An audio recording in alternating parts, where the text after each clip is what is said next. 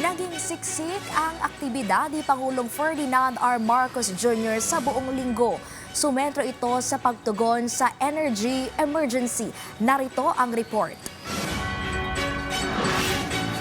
Nagsimula ang linggo ni Pangulong Ferdinand R. Marcos Jr. sa kanyang inspeksyon sa pagpapatupad ng service contracting program ng DOTR sa Araneta Bus Terminal nitong Lunes. Inalam niya kung maayos bang naipatutupad ang programa para matiyak na sa harap ng pagsipa ng presyo ng produktong petrolyo ay kikita pa rin ang mga driver at operator. Sinabi rin ng Pangulo na ang SCP ay para rin sa mga pasahero dahil sa hatid nitong discount.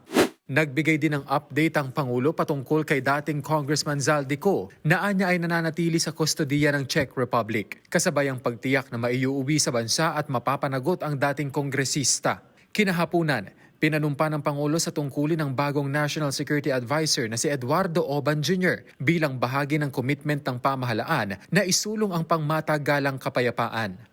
Martes, pinangunahan ng Presidente ang ika-4 na pulong ng Uplift Committee para ilatag ang mga hakbang ng pamahalaan sa pagtugon sa epekto ng krisis sa Middle East. Dito binigyang diin ang mga hakbang sa pagpapauwi sa mga apektadong OFW at ang pagbibigay tulong sa mga apektadong sektor.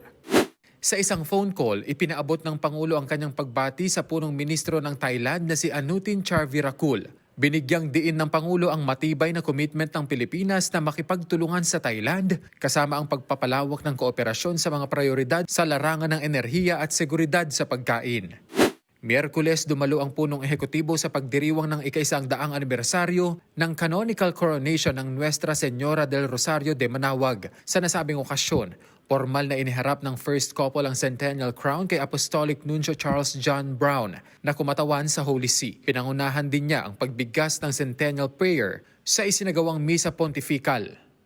Pinangunahan pa ng Pangulo ang panunumpa ng mga opisyal ng NTF-ELCAC. Tinalakay din sa pulong ng grupo ang seguridad, barangay development program at mga hakbang para sa kapayapaan sa mga komunidad. Pinanumpa rin niya sa tungkulin si Mel Senen Sarmiento bilang Presidential Advisor on Peace, Reconciliation and Unity o OPA-PRU na naatasang magpatupad ng comprehensive peace process, kabilang ang pagsusulong ng usapang pangkapayapaan at rehabilitasyon ng mga dating rebelde. Huwebes, biyaheng Nueva Ecija ang Pangulo para inspeksyonin ang Palayan City Township Project na bahagi ng pinalawig na pambansang pabahay para sa Filipino Program o 4PH. Sa ngayon, nasa 200 pamilya na raw ang naninirahan sa pasilidad. Sinaksihan din niya ang distribusyon ng tig 10 kilong bigas sa 100 ambulant vendors at binisita ang Kadiwa Store. Kenneth Pasyente para sa Pambansang TV sa Bagong Pilipinas.